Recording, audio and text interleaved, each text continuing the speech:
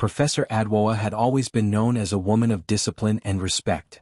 At 52, her days were spent inside lecture halls filled with eager students who admired her intelligence and her passion for literature. Her gray hair, neatly tied back, and her calm, firm voice gave her an air of authority. She spoke with a depth that made young minds quiet down and listen. But behind that strong image lived a woman who had given everything to her books and her students, leaving very little for herself. She had no husband, no companion to share her evenings with. When she went home after her lectures, silence met her at the door. She filled her nights with books, rereading the classics, losing herself in poetry, and marking papers until her eyes grew tired. Her colleagues respected her but never truly knew her. They saw her as the professor who had chosen work over love, the one who never let emotions lead her astray. But in her heart, Adwoa sometimes wished she had made different choices that gave her more than books and respect. It was during one of her literature classes that she first noticed Kojo. He was not the loudest student, nor the one who always wanted attention. Instead, he listened closely, his eyes bright with curiosity. He loved the discussions on poetry, asking questions that showed his mind reached beyond the pages. His words carried thoughtfulness, and unlike many of his peers, he was not afraid to admit when he didn't understand something. Adwoa admired that honesty. After one lecture, Kojo stayed behind. While other students rushed out, laughing and chatting, he walked slowly to her desk. Holding his notebook, he asked about a poem they had read. His voice was respectful but full of excitement, as if the lines of the poem were alive inside him. Adwoa looked at him closely, surprised by his seriousness. She explained the poem, but the conversation did not stop there. He added his own thoughts, and soon they were exchanging ideas like two friends discovering something new together. That day was the beginning of many such talks. Kojo began visiting her after class more often. At first it was to ask questions about literature, but soon their conversation stretched into other things. About life, about dreams, about the struggles of young people in a changing world. Adwoa found herself waiting for those talks, looking forward to hearing his views. His presence made her lectures more lively, and she began to smile more often during class. Kojo noticed her laughter too. He had always seen her as a strict, serious professor, but when she laughed, he realized there was a softer side to her. She had stories about her youth, about the books she had read when she was his age, and he listened with respect. He began to admire not only her knowledge but her spirit, the way she carried herself with dignity. Adwoa, however, tried to keep her feelings hidden. She reminded herself that she was a professor and he was a student. She was older, much older. People might laugh if they ever guessed what she felt. But no matter how much she reminded herself, her heart did not listen. Every time Kojo smiled at her, she felt warmth spreading inside her chest. Every time he asked her a question, she felt young again, as though time had turned back. There were nights when she sat alone in her living room, her books scattered around her, but her mind was not on the words of the pages. She thought of Kojo, his voice, his laughter, the way his eyes lit up when he spoke about things that mattered to him. She told herself it was foolishness, but her heart argued otherwise. She had spent so many years hiding behind rules, hiding behind respect. Now for the first time in decades she felt alive. Kojo too began to sense something he could not explain. He admired her not only as a teacher but as a person. He saw the kindness in her eyes when she spoke to him, the way she gave him her full attention, as if his thoughts mattered deeply. He began to notice little things about her, the way she adjusted her glasses when she was deep in thought, the way her laughter seemed rare but genuine, and the way she carried herself with quiet strength. One evening, after a long discussion about poetry, Kojo walked with her to the university gate. The air was cool and the campus was growing quiet. They walked slowly, and for a moment it felt as if time had slowed down. Kojo wanted to say something more, something he had been holding inside, but he kept silent. Adwoa, on the other hand, felt her heart beating faster, wondering why she enjoyed his company so much. When she returned home that night, she looked at her reflection in the mirror. She saw the wrinkles, the signs of age, the marks of time on her face. She whispered to herself, "This is madness. I am 52. Yet, deep inside, she could not stop the small spark that had been lit. Adwoa tried to bury her feelings in work, giving more assignments, reading more books, attending more meetings. But the truth was, she looked forward to every moment when Kojo would come by. His presence made her days brighter. She knew it was dangerous, she knew it was risky, but her heart refused to listen to reason. Kojo too began to spend more time thinking about her. His friends noticed how often he spoke about literature now, and how often he quoted his professor's words. They teased him, but he did not care. He felt drawn to her in a way he could not explain. She was not just a teacher, she was someone who understood him, someone who listened when others brushed him aside. And so, as days turned into weeks, their bond grew. It was still innocent, still hidden beneath layers of respect, but it was there. A seed had been planted in both their hearts, a seed that would grow into something neither of them had expected. For Adwoa, it was the return of a feeling she thought she had lost forever. For Kojo, it was the discovery of something deeper than admiration. Though Adwoa tried to hide her emotions, though she told herself it was wrong, she could not deny the truth. For the first time in many lonely years, her heart was alive again. Adwoa's life slowly began to change in ways she had never expected. What started as small talks after lectures had grown into something she carried with her everywhere she went. Kojo would walk into the lecture hall with his usual quiet smile, and though she tried to remain the same strict professor, her eyes would soften the moment they met his. She tried to tell herself it was harmless, that he was only a bright young man who admired books as much as she did, but her heart whispered a different truth. Kojo's small acts of kindness only deepened the bond between them. Sometimes he arrived with a steaming cup of coffee, placing it gently on her desk before class started. "You always look tired, Professor," he would say with a shy smile, and she would laugh softly, though her heart skipped at the thought that he noticed. Other times he brought her books, ones he had found in second-hand stalls or borrowed from friends, saying, "I thought you might enjoy this." The way he remembered her tastes and her words made her feel valued in a way she had not felt in years. Adwoa told herself it was only kindness. He was young, full of life, and perhaps he simply respected her. Yet, she knew in the quiet hours of night that her feelings were no longer just about respect. She felt alive in his presence, and when he was absent from class, she found herself restless. The university corridors were not blind. Students began to whisper. When they saw Kojo sitting longer after lectures or carrying books for her, they nudged each other and smirked. Some laughed quietly while others gossiped openly. "Why is Kojo always with Professor Adwoa?" they would say. Adwoa heard the whispers but pretended not to. She had spent her whole life guarding her reputation, living carefully so no one could ever speak against her. But now, something inside her no longer cared as much. Still, the whispers reached her ears at night when she lay in bed. They filled her with doubt and fear. She asked herself if she was being foolish. "I am 52, she thought. He is only 24. People will never understand." She tried to push away the thoughts, burying herself in grading papers, but Kojo's laughter and words always returned, filling her silence. Kojo noticed the whispers too, but he did not let them stop him. He admired her deeply, not only as his professor but as a woman whose wisdom and strength moved him. He did not see her wrinkles as flaws, nor her age as a barrier.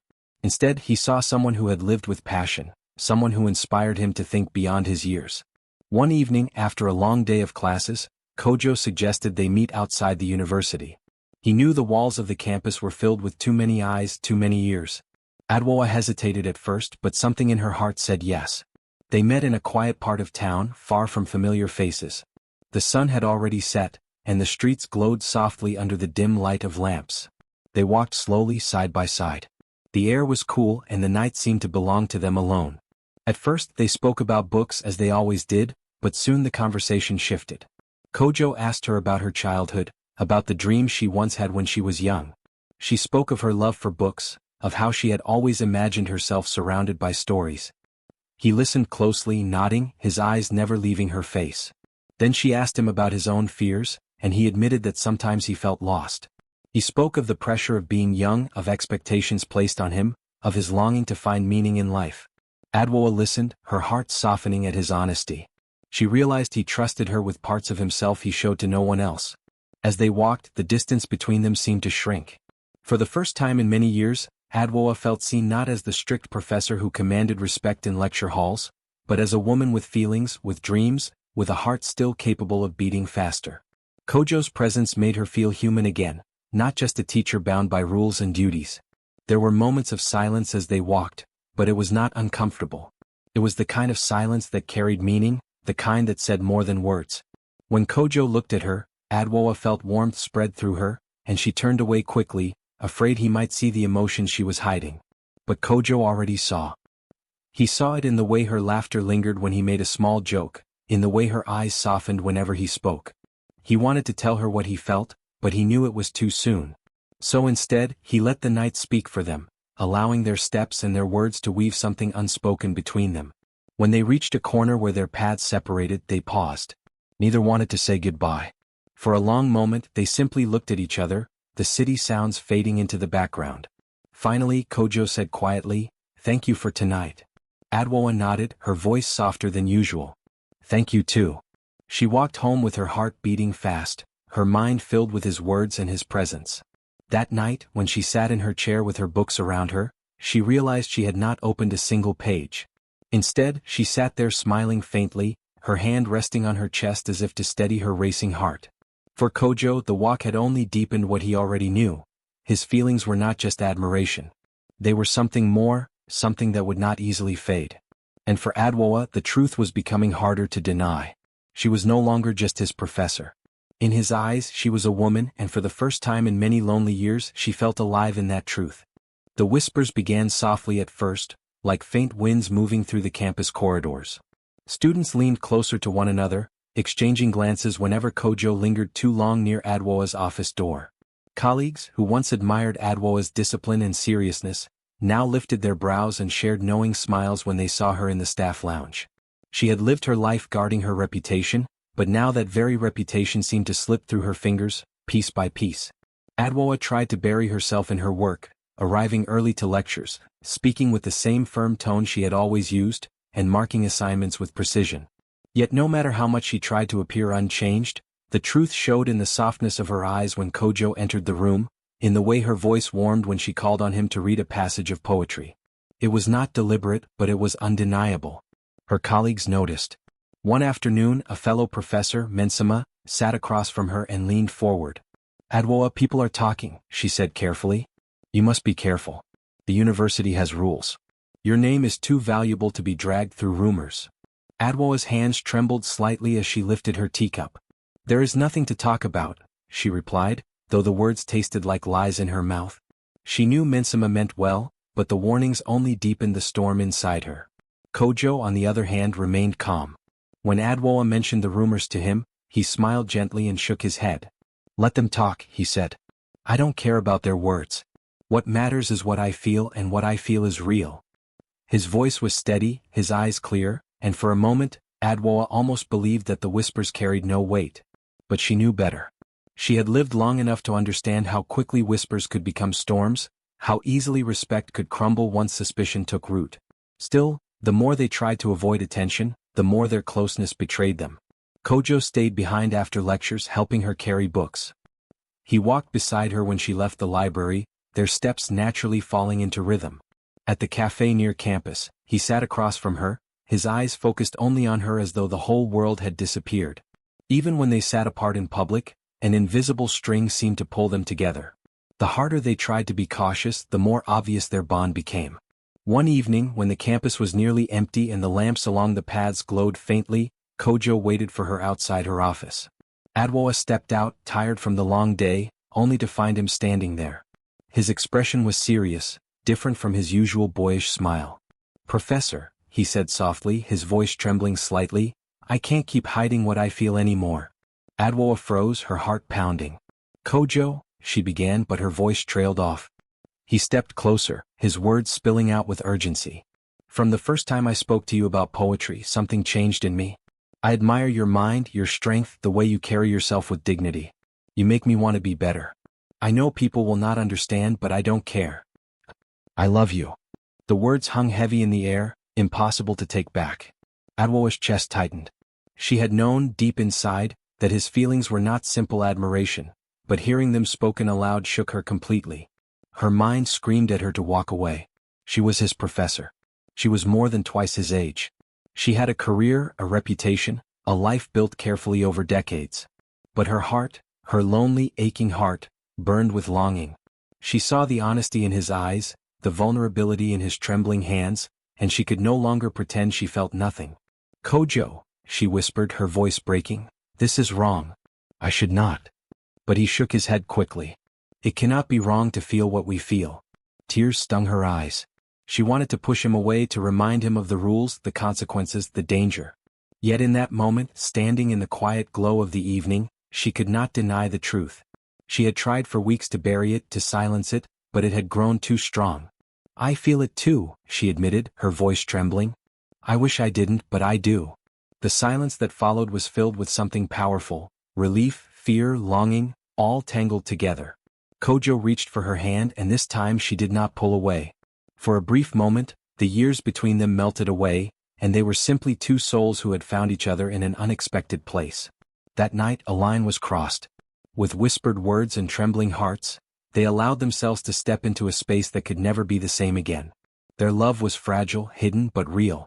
For the first time, Adwoa let herself feel not as a professor guarding her dignity, but as a woman daring to open her heart. In the days that followed, they lived in the shadow of secrecy. Every glance, every brush of hands, every stolen moment carried both sweetness and fear. To the world they remained professor and student, but in their private moments they were something more.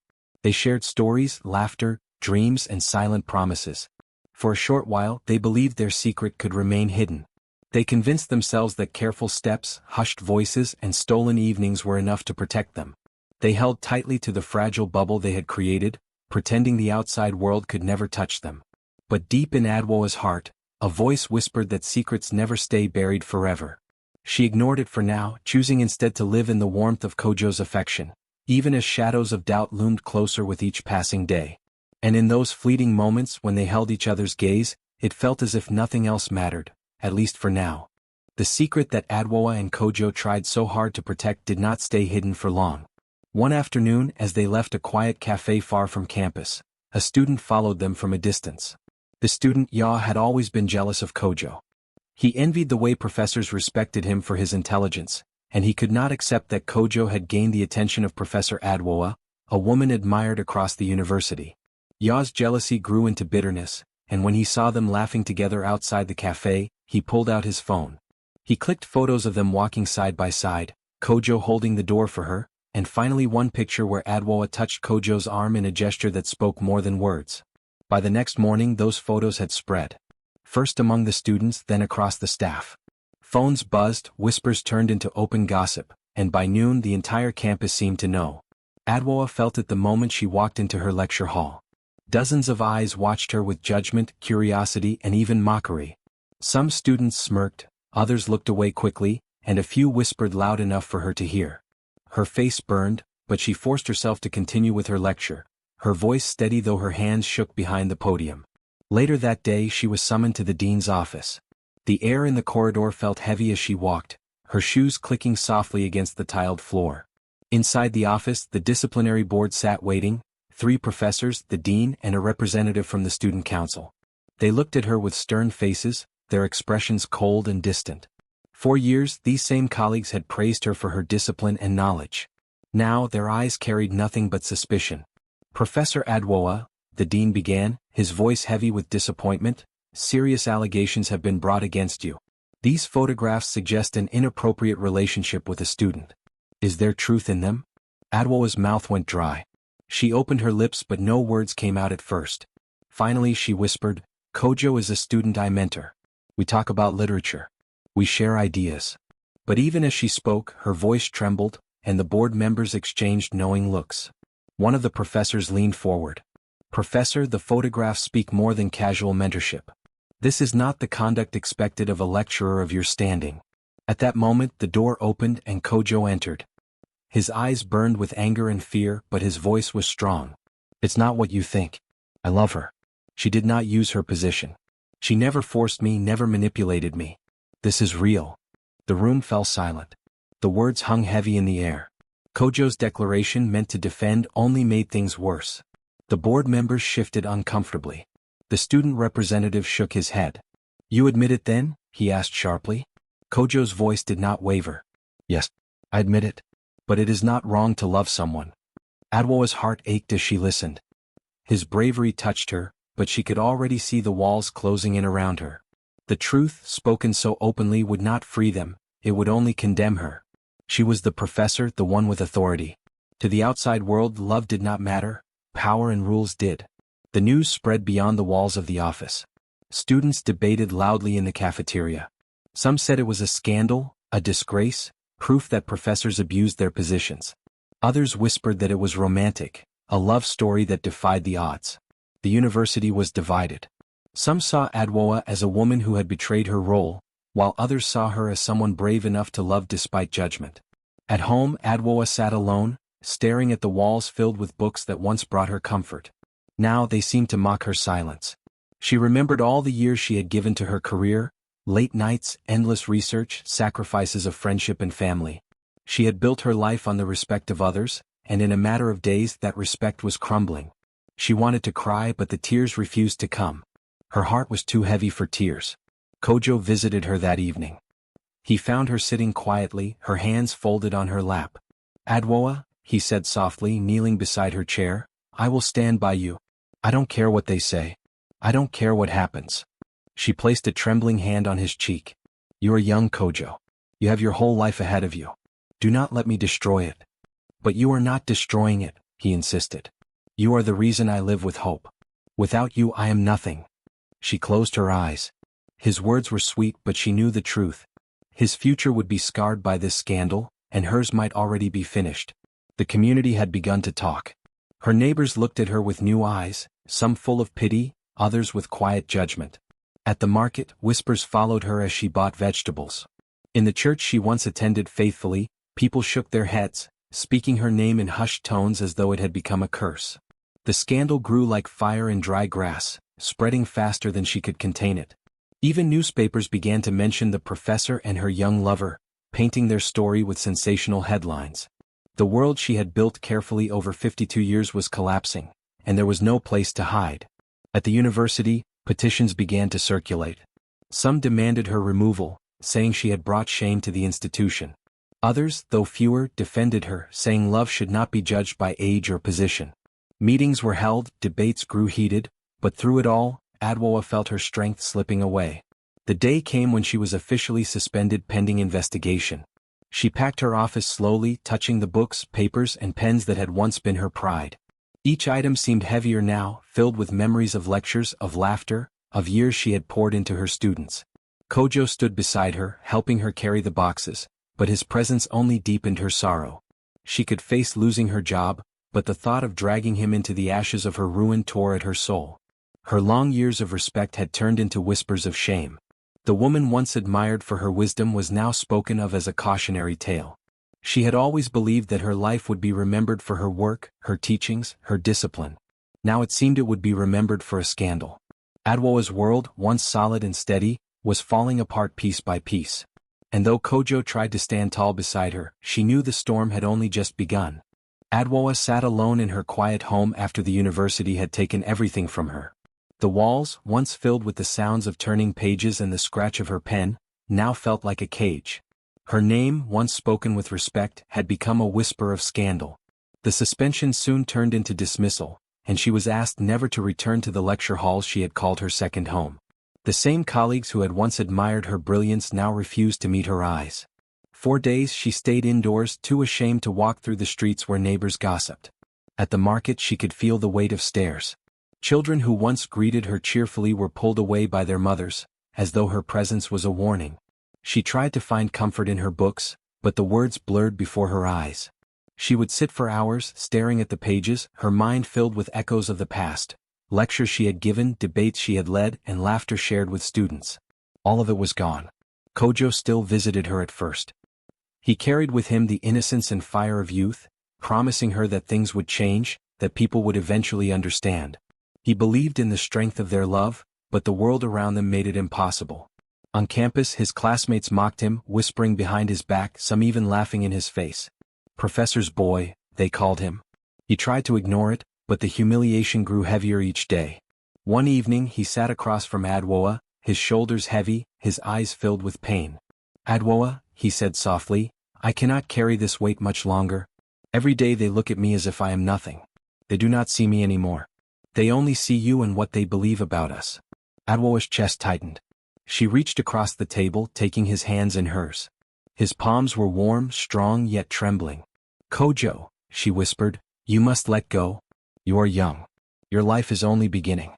Do not allow my mistakes to chain you." "But it was not a mistake," Kojo argued, his voice shaking. "What we shared was real." "It was real," she admitted, her eyes shining with tears she had held back for too long. "But reality is not always enough. Love must also carry wisdom, and ours did not. The silence between them said what words could not. Kojo lowered his head, his heart breaking. He loved her deeply, but he could no longer fight a battle where every road led to ruin. Slowly, painfully, he withdrew from her life. He buried himself in his studies, trying to rebuild his reputation, though the whispers followed him for a long time. Adwoa felt the loss like a wound that never healed. The days stretched endlessly, filled with regret and reflection. She realized how fragile respect could be, how quickly a single choice could destroy decades of hard work. She did not hate Kojo, nor did she hate herself. Instead, she carried the weight of knowing that even the most honest feelings can bring devastation if they cross boundaries that should not be broken. The story of Adwoa and Kojo traveled beyond the campus. Newspapers and radio stations spoke about it, some turning it into a scandalous tale, others into a tragic love story. Parents warned their children with it, telling them to be careful about mixing love with responsibility. Some sympathized with her, saying she had been too human in a role that demanded distance. Others judged her harshly, saying she had thrown away dignity for desire. Adwoa became a shadow of the woman she once was. She no longer stood proudly before a classroom, no longer shaped young minds with poetry and literature. Instead, she walked quietly through life, her head bowed, her heart heavy with lessons learned the hardest way. She spent her days in silence, her nights remembering laughter that turned into sorrow. But deep inside she also found a strange strength. She learned that life could strip away titles, jobs, and reputations, but it could not erase the truth of what she had felt. Her love for Kojo had been real, yet it had been misplaced. She understood now that timing and boundaries mattered as much as passion. Wisdom was not just about books and teaching, it was about knowing when to step back, when to say no, even to your own heart. Kojo, though scarred by the experience, moved forward. Years later he became a writer, pouring his pain into stories. People read his words and admired his depth, though few knew the true source of his sorrow. Adwoa, far away from the university world, read his first published book. As she turned the pages, tears rolled down her cheeks. She saw herself hidden in his lines, felt his heart still reaching for her, and she whispered into the quiet room, "Forgive me, Kojo." Their love had not survived, but its story lived on. It was told in whispers, in warnings, in late-night conversations between friends. Some saw it as a scandal, others as a tragedy, but all agreed it was unforgettable. Adwoa's life never returned to what it once was. She carried her silence like a cloak, her wisdom sharpened by pain. She had learned that love could be both beautiful and destructive, and that no matter how deep it runs, it must be guarded by choices, timing, and respect. The story of Adwoa and Kojo became more than gossip. It became a lesson.